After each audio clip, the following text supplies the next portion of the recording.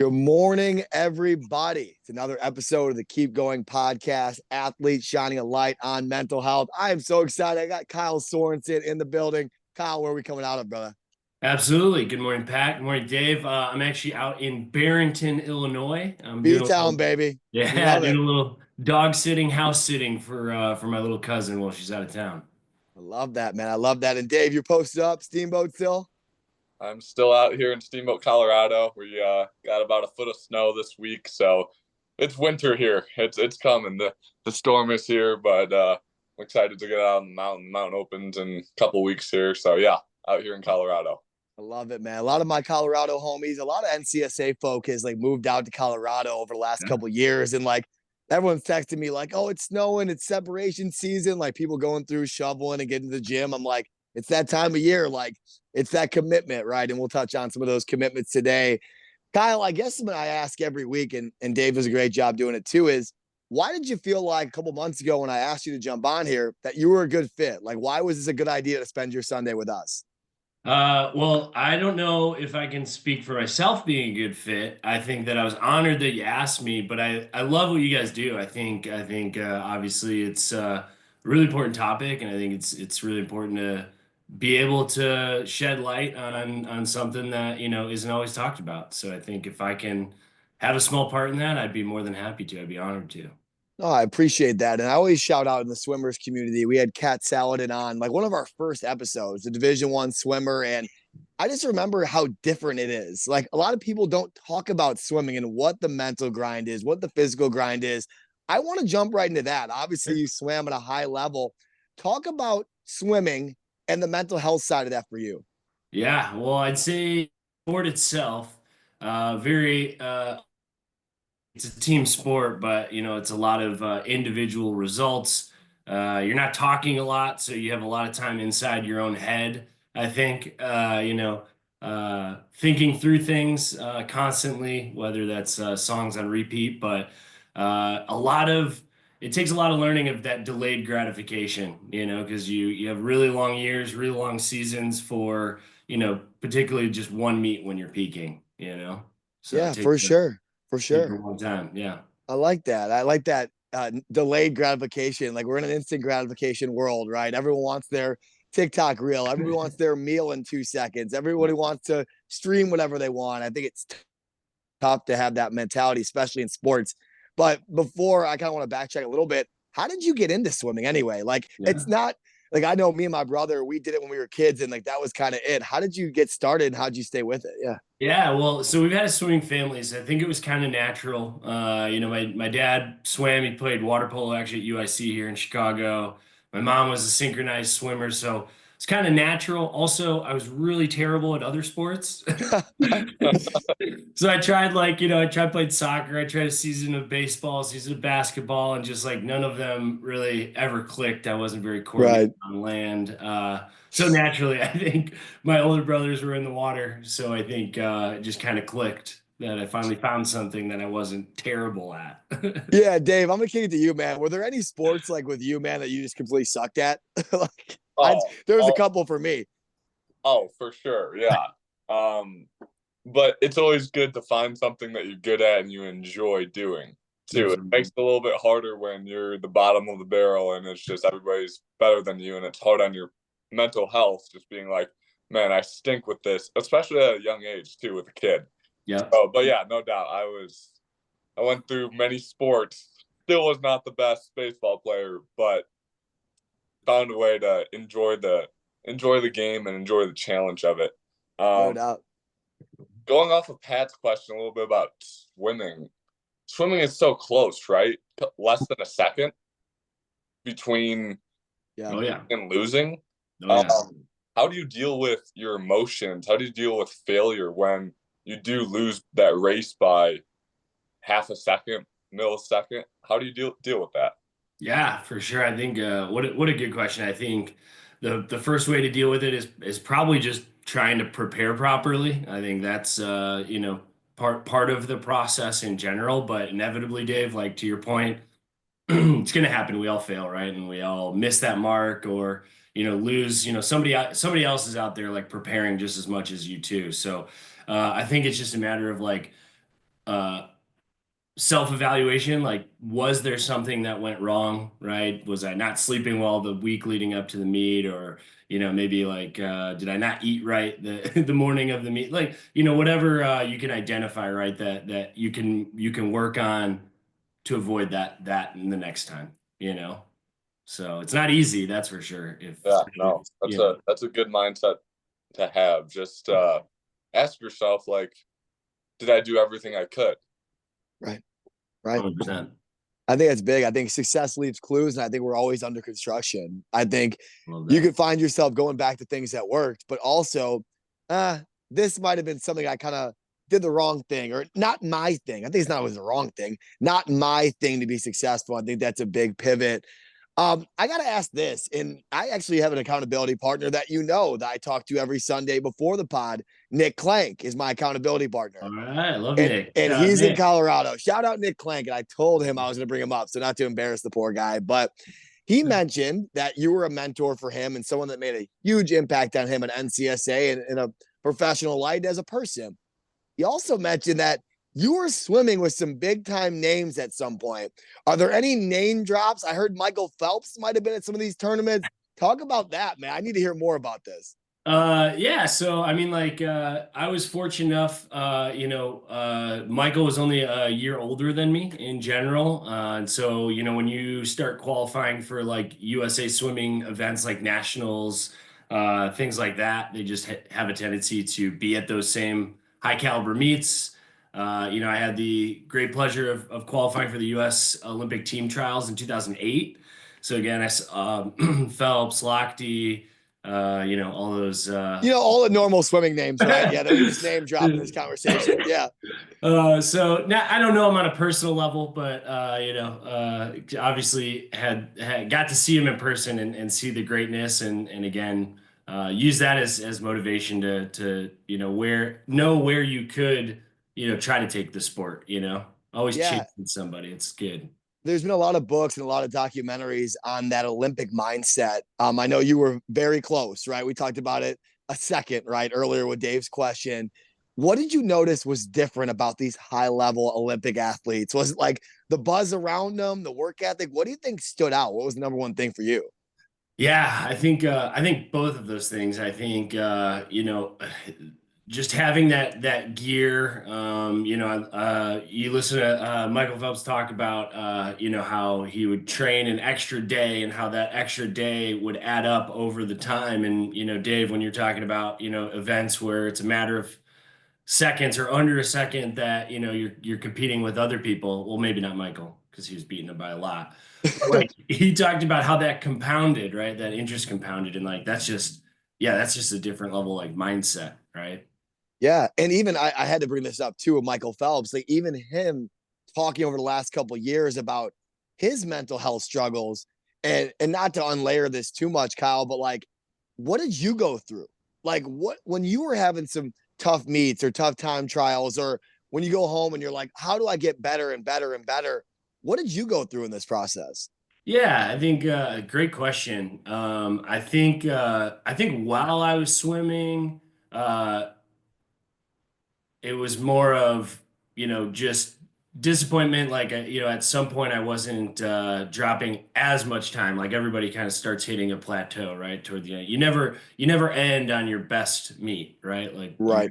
so I think as that time gets closer and you're not dropping as much time, you're not getting faster. That's difficult because you're putting in the same amount of work, maybe even more, right? Where you're diligent and you're finding different ways, like nutrition or sleep or so I think that struggle is real of like, well, I'm still motivated, I'm still putting in the work, but I'm not seeing the results. I think like that itself was a struggle. I think I probably struggled more after I was done swimming, to be honest with you. When I did. Yeah. I'm gonna have Dave go there. Go ahead, Dave. Talk a little bit about that. Like you swam your whole life basically from a kid to I don't know how long you did it. But talk a little bit about that transition when your sport was over. How did you deal with that? I love that. I love that. Well, I think at first it probably didn't really hit me. I went immediately into coaching, so I think somewhat that helped. I was still around the sport of swimming. Kyle, where did you coach after the Yeah, audience? so I actually got the great fortune. I took over my high school program, so Palatine High School. Yeah, shout out Covered. to MSL is in the building Yeah, today. That's for sure. yeah. So I had the opportunity to actually take over that program as one of my old coaches was retiring. So I got to give back to a place that did a lot for me. So that was fun. Um, and yeah, Yeah. I think it took a while. Obviously coaching helped. I was still doing some masters meets, so I still got a little bit of competitive, but eventually phased out. And I think it was tough. I think the natural first question anybody asks is like, "Oh, are you still swimming?" Right. And I think after a while that question kind of just wore on me because I'd always be like, "No." And then like you'd see almost disappointment in people's face and it's like, "Well, Dave, to your point, like that's just who I was. Like that's who people introduced me to their parents as like, "Oh, this is Kyle the swimmer," Right? Right. So you Right. like you don't have that anymore. It's weird. That's That is an incredible answer. Dave, I'll let you kind of go on that. We talk about it a lot on the show. Like, you are not your sport. Like, you are not just a swimmer. Um, and that's hard for a lot of people, including myself. Just when you finish something, when you're connected with something for so long, you kind of feel lost in your head a little bit. Mhm. Like, what do I focus on now? Yeah. Talk a little bit about that. What did you focus on when you were done? Yeah, that's a great question.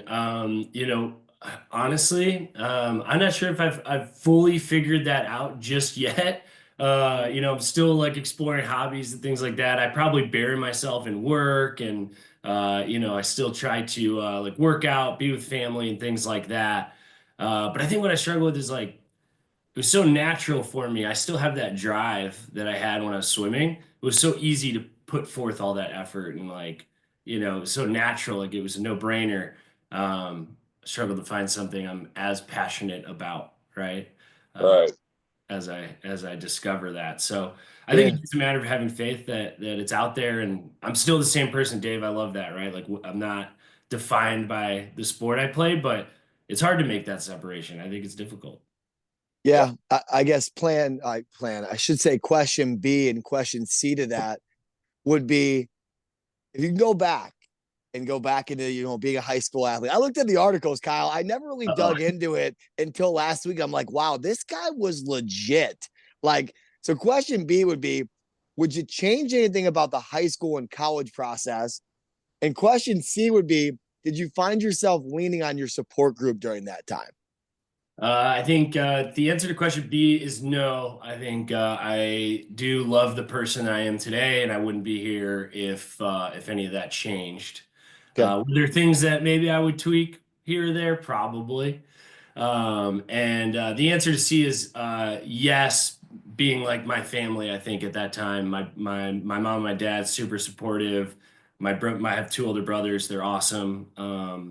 But leaning on them for just different scenarios, like when in college, when you start to plateau, things aren't going exactly like you thought they were going to.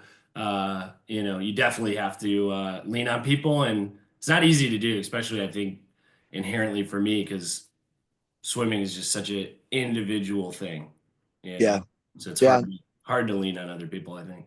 Yeah, and I'll go to Dave. I bring this up every week pretty much. Like I talk about my brother went through the process. My brother was a high-end Division 1, Division 2 football recruit, also played baseball as well. And he looked at me during his interview, this is 2 years ago now, and said, I wish I would have enjoyed it more. Mm. And that always stuck with me. And I'm like, I sit back and we've had the blessing, Dave and Luke and Jackie as well, to talk to hundreds of athletes and coaches. And a lot of them say, man, like I wish I would have done a little bit more outside of my sport, or I wish I would have enjoyed when I was the man a little bit, or, the woman in a lot of cases. Like, I don't know. We're so busy grinding all the time. I think it's hard to celebrate some of those little wins. Go ahead, Dave. Yeah, it comes down to like you still are enough where you are. Like being an athlete and being competitive, we always want the next. Like we always are chasing the next goal, the next accomplishment. But if you're out there, be proud of what you have done and where you are at, because not everyone has gone through what you've gone through. And having some self-awareness to that acknowledgement, you can find some peace and happiness, I think, into it. Because I was always, man, I need to work, I need to get better, I need to do this more, instead of just being like, wow, I get to play this sport right now, being around in the same environment, in the same room with some of my best friends still that I talk to today. Yeah, be aware of where you are at is huge. Right. And to kind of piggyback off that, we'll move forward. Like, I still work with hitters now, Dave. Dave was a guy that played for me in college, Kyle. So like we always talk about like our experience. Dave got told by our head coach at the time, whatever, to stop hitting. He was hitting so much.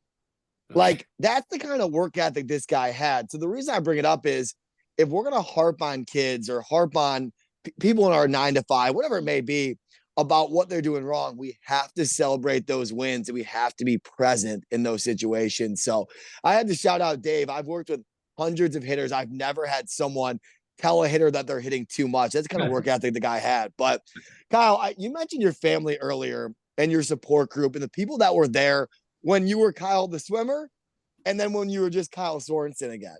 Yeah. Talk about someone that inspires you.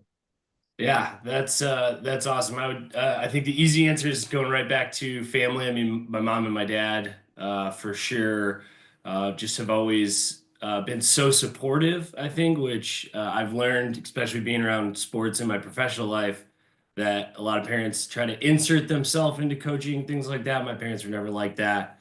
And then I would say always my two older brothers, Ryan and Sean, like just the best dudes, always striving to one up them or be like them in one capacity, and they're like salt of the earth people. So couldn't ask for better role models, that's for sure. I love that. Good family background and also finding friends and family that like have the same goals and aspirations. Did you feel like that benefited you in the process? Yeah, I think so. I mean, shared experiences, right? I think that would, always helped to be able to relate to what I, was going through, I suppose. Yeah, no For doubt. sure. No doubt. I And then I like that. guess the latter part of that question, people that know Kyle Sorensen somewhat not swimming, I would say, professionally, I get the great fortune of working with some folks that I think I get to work really closely with John. His work ethic like inspires me. I mean, if you've ever met the dude, you know what I was Shout talking out about. Johnny. Shout out Yeah, Johnny. and Yes. obviously some of my role models there like David and Rich have just been like amazing to kind of guide me professionally, somewhat the way my coaches did while swimming. So I think that's Yeah. Shameless plug for David Kamisik's episode. He was really early on in this whole thing. And there's just so many great people at NCSA that I've got the chance to meet and connect Dave with. I think Dave, like we've been blessed to have these people on our podcast, man. So I completely agree. Anything there? Go ahead, Dave. Sorry, yeah, it's always good to have a good environment around you and surround yourself with good people, like-minded people. Yeah, I agree. And I got to ask you the question, man. And it's the question you're probably waiting for me to ask. It hasn't always been a happy 20-minute conversation on a Sunday, man. Like you've probably gone through some, lack for better words, some shit. And I think as a podcast, I got to ask you, what was your keep going moment, man? Someone that, really took you to the floor and took you to your knees and you got through, man. Yeah, I would say, I would say that, right as I was graduating from college, I ended up, I really wanted to get into like college coaching. Unfortunately, there's only like one grad assistant position at Wisconsin, right? And I thought I was more or less a shoe-in, and I never ended up getting that position, which I think really was a gut punch to me at the time. If I go back to being a student athlete, and I think it was devastating when it did happen for a multitude of reasons, and I think that was a tough pill to swallow at the time, to have your kind of plan in your career just come to an abrupt end. You know, part of it was, you know, I have ownership in that process, and like, you know, probably, you know, could have made better choices toward the end of my career. And, you know, I got through it though. You know, I found a way to find, you know, a different path to where I am now. And, you know, I'm thankful for the opportunities that I've been able to find, and NCSA has been great for the last like 10 years. So. Yeah. Can you elaborate on the choices at the end of the road? Yeah. Yeah. I think so, you know, I think going back to that struggle when you're, you know, an athlete and starting to plateau, things like that. You know, my senior year, um, you know, final meet of the year is like Big Ten championships, and then you're trying to, you know, qualify for the NCAA championships if you can, right? You have to qualify to go to those. And we didn't qualify. I didn't make it. We had my freshman year roommate made it individually, but we didn't make like relays or anything. So basically, that's your last meet. Your That's it. Season's over at that point. You know, I was disappointed because I felt like I was just out of shape. I wasn't in the, you know, a good position. I think that's mentally really tough to know that it's your last season of eligibility, your senior. I didn't even swim as fast as I did, like, I think my freshman year, which is really disappointing. And anyways, you know, uh, the host teams usually, you know, kind of throw some celebrations. You know, they go around and, you know, invite people, and it's a small community. So I had friends on the team where we were at Big Tens for the conference championship, you know, and so I was team captain and probably should have done it. I, you know, went out to some parties afterwards, you know, enjoyed some festivities. I was not in a good mindset because obviously I didn't swim very well. Um, you know, disappointed in myself, but you know, probably let my guard down as a leader, and you know, word got back to the old coach, you know, so it's not a good thing. Yeah, I've done my share, and Dave, I know you have too, and I think we're all about open vulnerability and accountability. I appreciate you sharing that for young athletes, because I was the guy that brought the keg into the dorm room. I was the guy that went out on the road, and I don't know if Bob Koopman, I'm sorry, Bob, if you're listening to this podcast, you listened a couple weeks ago. Sorry for going out on the road till 3 a.m. in the morning when we had 2 games the next day. You know, and We're kids, yeah. I we were mean, kids, and what everybody else we is make doing too, mistakes. it's hard. Yeah, absolutely. And I think now I'll go to Dave here, because Dave played at several good programs. And what I would say is, as an athlete, you have a target on your back, and you're expected to make these decisions. And quite frankly, you're expected to be perfect. Mm. You're not going to be perfect. And I definitely was not. And you were not, Kyle. Even at the high, you're talking about Big Ten competition, like it's some like light, nonchalant thing. I'm like, dude, I've never played a Division I game in my life. Dave, talk about that, man. Anything in your career where you kind of like, I kind of fell short? Yeah, I think it's hard when you're around that group of people that, you know, are all going out, and it's hard just to be like the only one that sits back and, oh, I'm just gonna not do anything with my team, because those are your friends, those are your who you're around all the time. Yeah. And as we go on after college, I would ask yourself, like, how are you spending your time every single day? Like, Right. like we all make bad choices. Obviously, I'm vulnerable with it. But if you can ask yourself, how this choice is going to affect my future a little bit more, and maybe just give it a little second thought, it can help you make a better choice. If that makes sense. No, it does. I think the double side of the coin is, when you do fall short, when you do go out, or like when you do make an ass of yourself, which I've been known to do a time or two, maybe more than a time or two. Yeah. Understand there's grace, man. Like, you're young, you're trying to figure things out. And Kyle, in that situation, man, you were pissed. Like, you were not happy. And, you know, in that situation, like, yeah, when you're not in the right headspace, you find yourself doing stupid stuff. So just self-analyze, self-audit, understand where you're at and move forward, I think is huge. I'm glad you shared that, man, because there's a lot of young, impressionable athletes that are going, I just did this, this, and this. How can I forgive myself? And now to hear the first 20 minutes of the conversation, you've forgiven yourself for some of the mistakes that you made.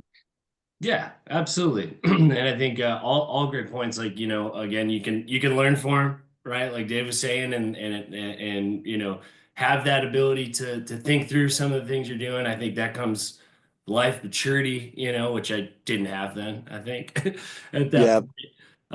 And it's okay. This too shall pass, like I think it's not going to define you, just like your sport doesn't, right? Your character and the way you go about things defines you, I think. And I think that's more important than the mistakes that we're all inevitably going to make. I'm not done making mistakes in my life, I don't think. Yeah. I've said it on this podcast before. I'm clipping that for sure, dude. I love that. Like, just talking about the vulnerability piece and knowing that we're going to keep making mistakes. We're going to keep learning from them. I think that's strong, man. Love that. Well, I looked up at the clock and we're at the 28-minute mark, and I feel like we've been talking for like 30 seconds. So that's a good feeling. It's a casual conversation. I do want to go into rapid fire questions. I'm going to have Dave start, and let's put Kyle on the spot a little bit. Go ahead, Dave. Yeah, I got a question. What would you tell someone out there that may be going through a hardship, that might feel a little stuck mentally with their mental health and just not feeling good about themselves? What would you tell them? What would you maybe suggest a small change that they could do to work on themselves and feel a little bit better, find a little bit more peace and joy in their life? That's a great question. I think if I were talking to somebody, and I'm trying to think of even being a coach myself, and maybe an athlete that was struggling a little bit, I think what I would tell that person is to rest.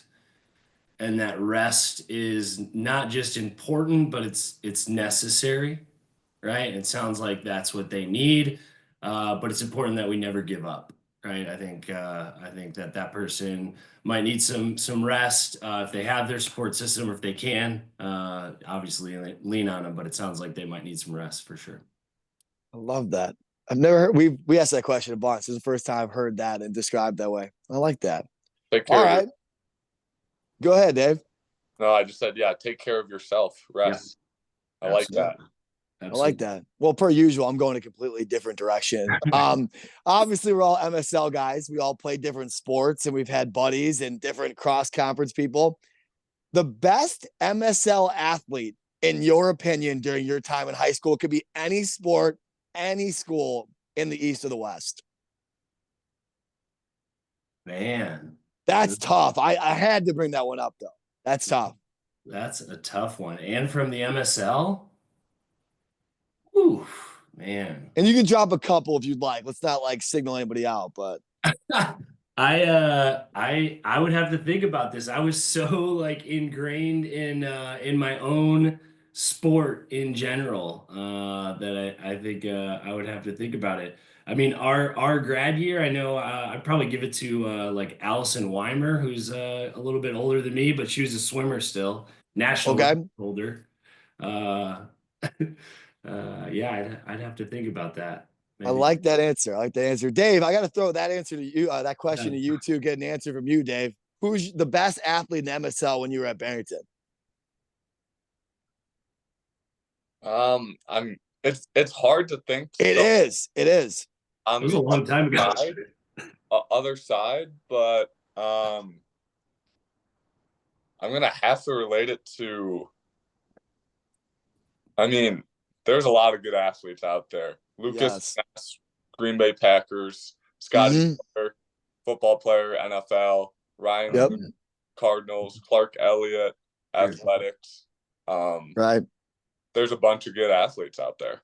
It's a good problem to have. It's a shameless plug for how good of a conference we played sports in, boys. I just want to let everybody know that we were pretty good at one point. I feel like I let the MSL down. I would have to go back and do my research. But oh my God, Kyle, I would say you should be in the Mount Rushmore of MSL swimming, brother. That's for sure.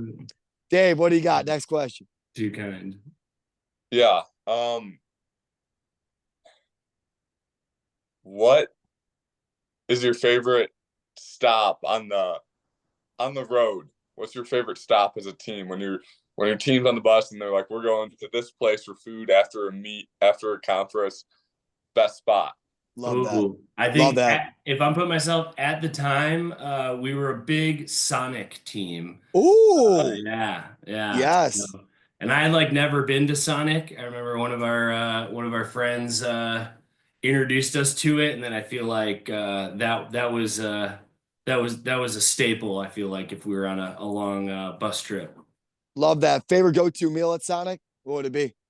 Ooh, that is a really good question. I mean, I was a fan of their burgers, and obviously you got to get a slushie. No doubt. It's elite. It's elite.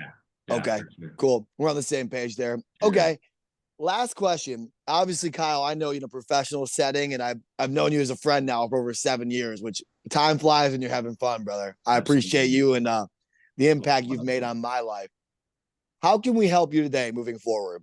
I feel like we did a poor job asking guests about that for like the first 50. So how can we help you moving forward, Kyle?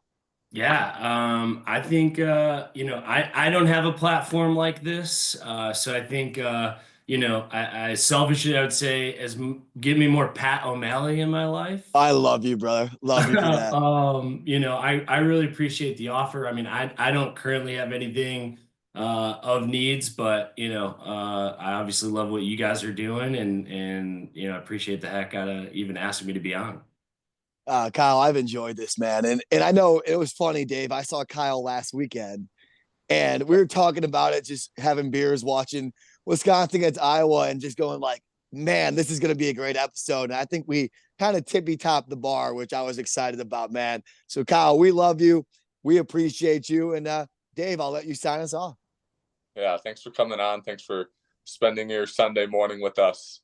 I know you've impacted a bunch of people, including myself today. So thanks for coming on, sharing your story, and keep going. Love it, man. Keep going. Kyle Sorensen dropped some knowledge bombs today. And like I always say, guys, enjoy the rest of your weekend. Keep going. And we'll talk to you guys next week. Thank you so much. Thanks, guys. Keep going. Later.